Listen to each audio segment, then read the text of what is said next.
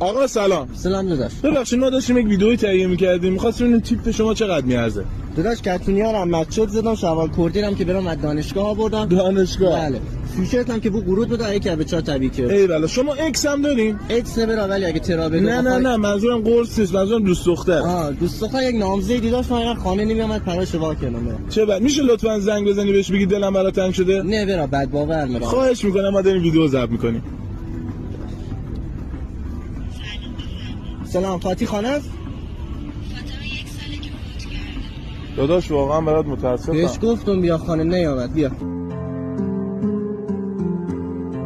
حالا اینا رو ولش کن، چقدر پول تو حسابته؟ داداش 9 میلیارد. 9 میلیون؟